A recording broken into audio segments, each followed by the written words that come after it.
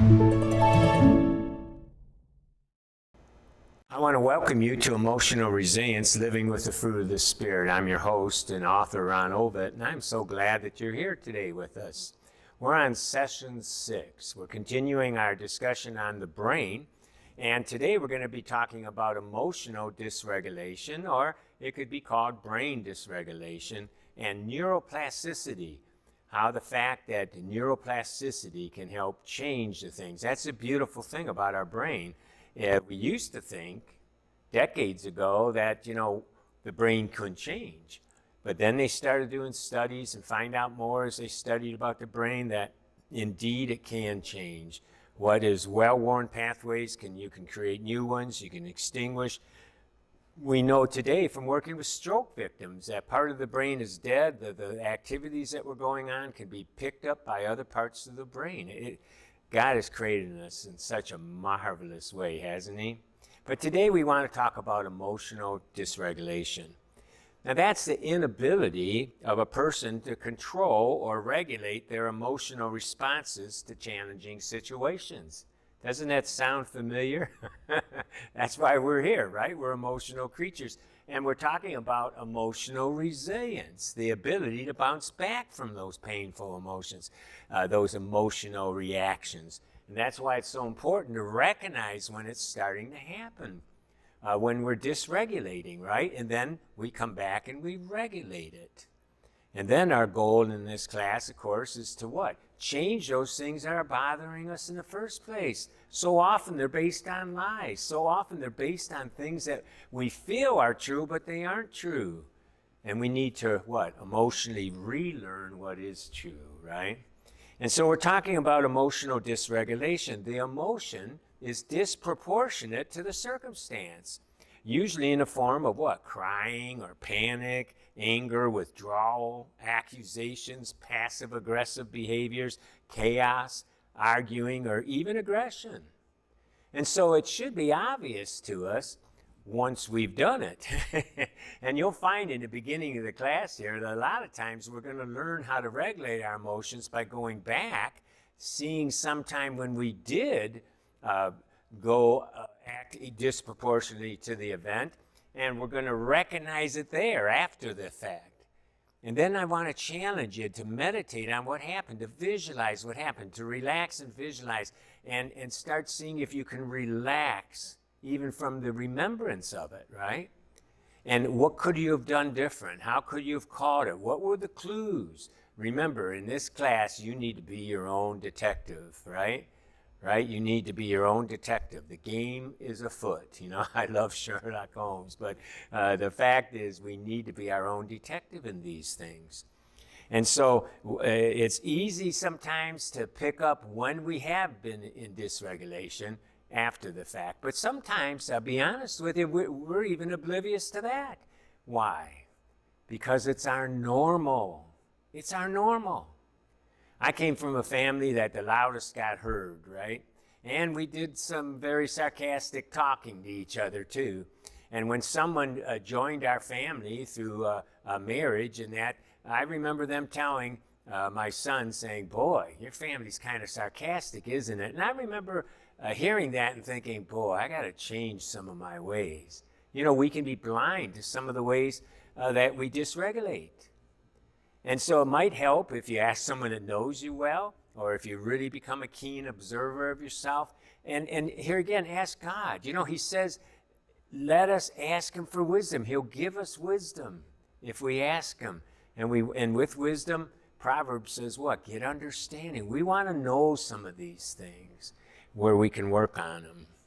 And so what we do is, there's other types of dysregulation, not just those that are so obvious when we're with others.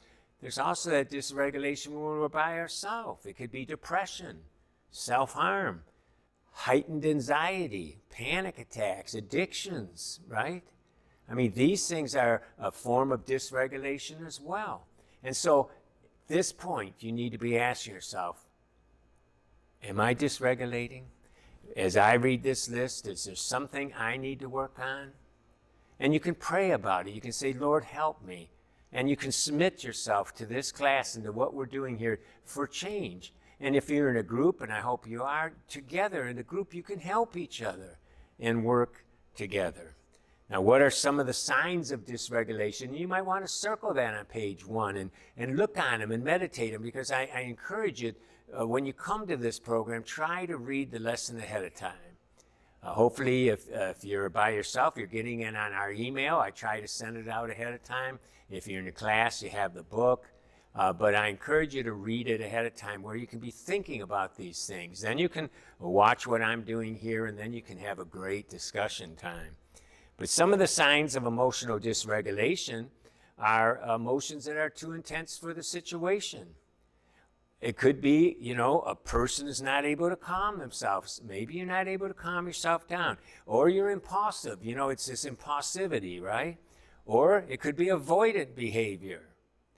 Could be difficulty in recognizing our own emotions. We're blinded to it, right? Could be being aggressive, and we're not even paying attention. Could be strong focus on the negative and pessimism. Could be a poor attention span. There's a lot of these kind of things that a lot of times become our normal, and we don't pay attention to them. In his book, Compassionate Mind, Dr. Paul Gilbert proposed that we had 3 main types of emotional regulation systems, and they work together. And a lot of times when they're not working together the way they should, this causes that dysregulation. And the first system he talked about was the threat and self-protection system. That's the system that picks up threats and easily, and it goes into self-protection mode, right? It uses, if we look chemically, it uses adrenaline and cortisol to initiate a response.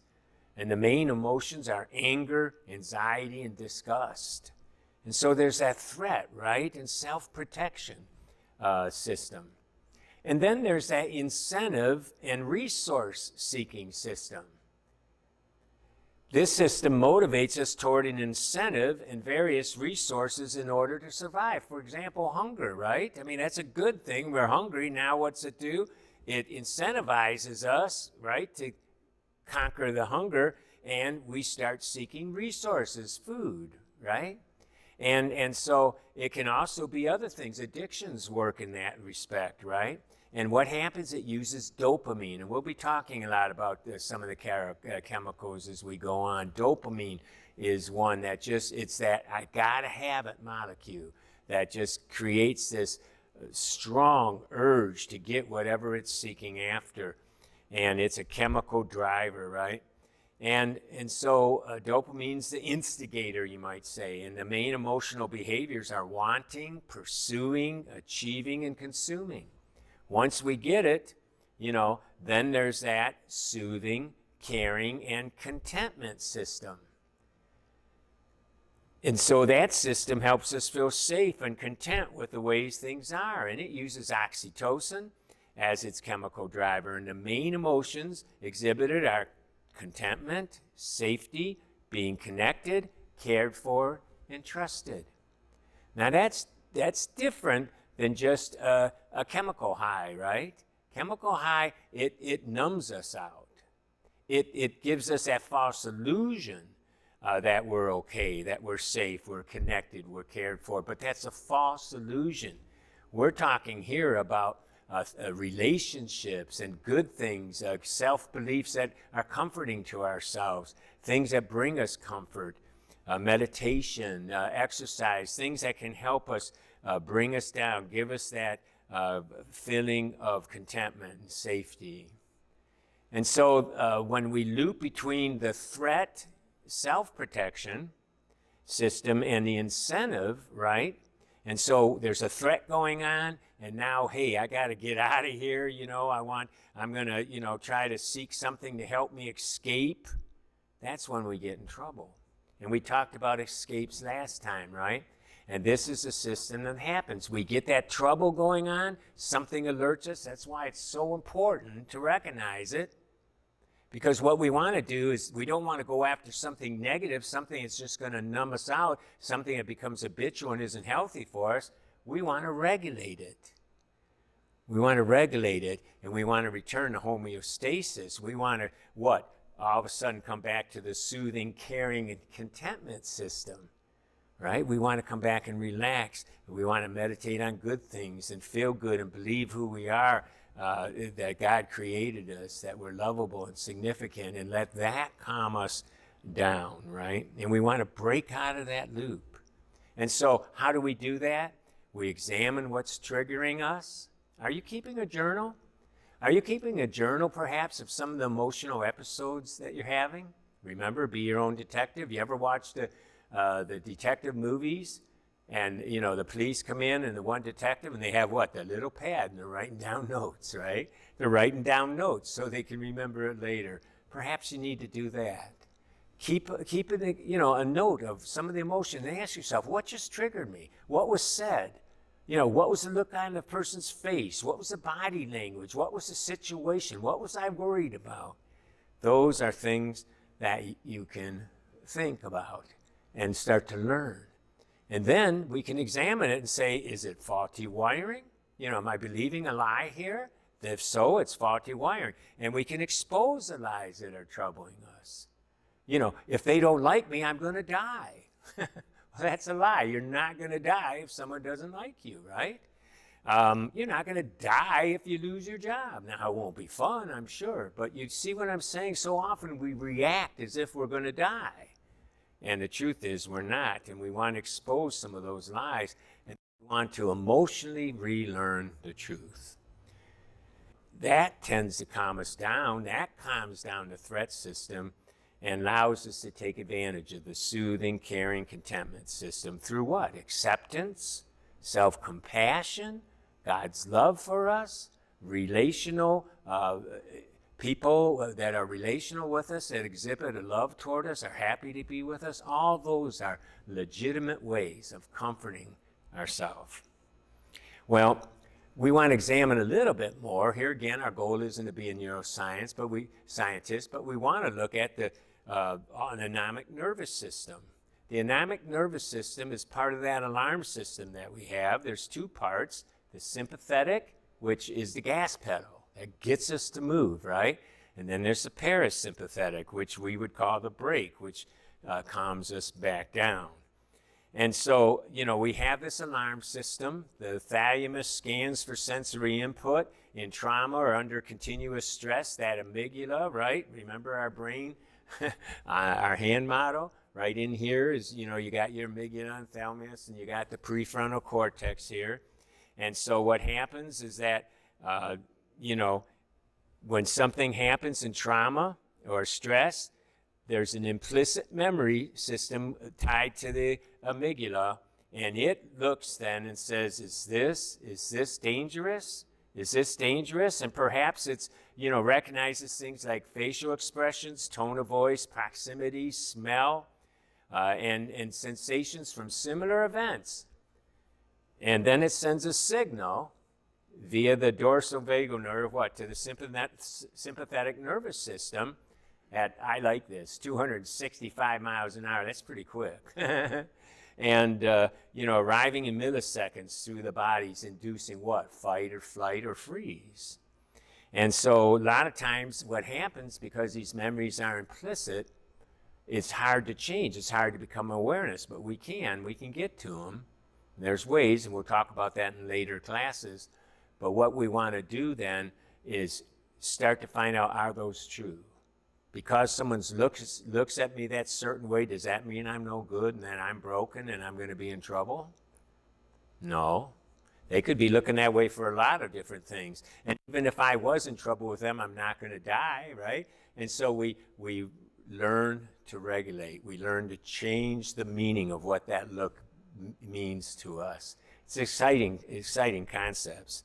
Now, traditionally, we talk about three modes that we go into: fight, flight, and freeze. Fight is that frustrated, increasing agitation, anger, fury. Flight is that worry, anxiety, overwhelmed fear, withdrawal, or escaping, right? And so, you know, it can be that hypervigilance. Freeze is the third one. That's severe helplessness, numbness, overwhelmed, dissociate, shutdown. immobility, preparation for death. I know in myself and the phobias and things I had like that as a child, I would freeze, I would faint, I would pass out, or I would go into, try to run from it sometimes. And each one of us have different modes that we, react to certain situations. Now, I added a fourth one, and I've added fix. And the reason I do that, it's similar to fear and panic as flight, except there's no escape. Rather, instead of going that far to freeze in that, I learned myself to acquiesce, to people please, to fix the problem, right? By isolating or people pleasing or turning inward, different ways to go ahead and solve the problem if I can. That's where codependency comes from, a lot of different things like that. And so a lot of times we become a people pleaser. We go around and we fix, and we placate, and we try to fix the things. Now, what happens after the alarm response? The parasympathetic nervous system gets up and gets going again, right? Returning our systems to homeostasis. Your body contracts the pupils, reactivates digestion, slows down the heartbeat, contracts the bladder, allows blood to flow to organs and the peripheral blood vessels. And so how do we do that? How do we deaccelerate that when we're finding that we're in a fight or flight? How do we go ahead and emotionally regulate some of that? Well, we accept that it's happening. We don't fight or ignore it. We rename it as faulty wiring. We acknowledge that we don't have to listen to it. We relax, breathe, and distract ourselves. We acknowledge, the presence of God, put our faith in Him. We become our own observer if we need to. We ride the wave. That's so important. These emotions, they come up and they go down. I've helped so many people with panic attacks, right? Using this similar method. And the last part of it is that you ride the wave.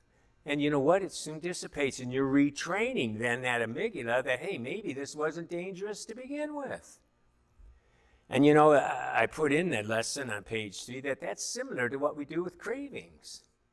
In a craving, both, our chemical reactions, both are triggered, both demand immediate action, and both can be deactivated doing those very things, right? And we can deactivate a trigger just like we do an emotional response. And so I encourage you to look at that.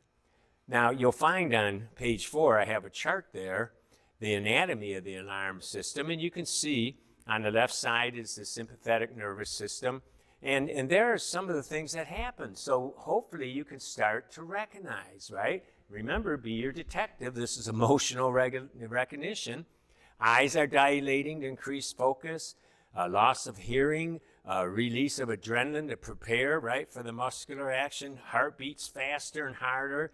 Lung function accelerates, causing tightness in the chest. You can read those and start saying and say, I wonder if I've had some of those things. And these are clues to when your sympathetic nervous system is on and you're getting ready to emotionally, go into emotional dysregulation. Well, the parasympathetic nervous system, it can slow us down. It releases endorphin, numbs and raises the pain threshold.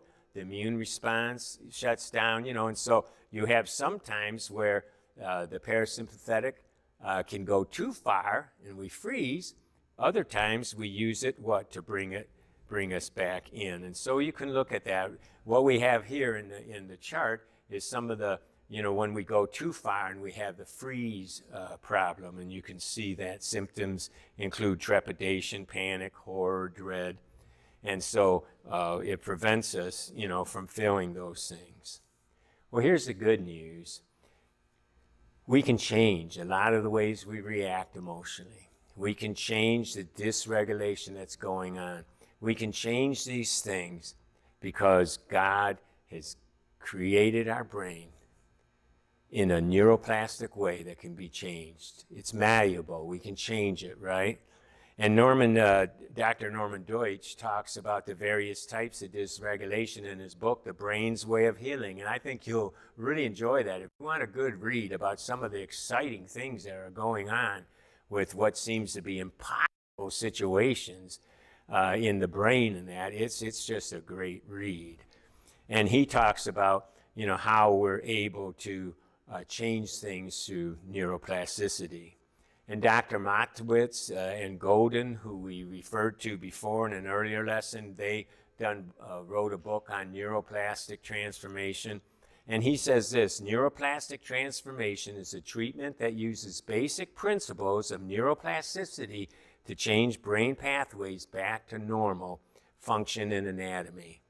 To accomplish this, we use thoughts, images, sensations, memories, soothing emotions, movements, and beliefs, right, to harness the power of our brains. By learning this principle of how our brains work, we can begin to use the conscious part of our brains to modify the experience of our lives. And he wrote this many years after we had started this class, but I like to include it because he says it exactly like it is. We can use those things. And as we go through this class, and that's why it's 50 weeks long, and I don't apologize for that, it takes time to change these things.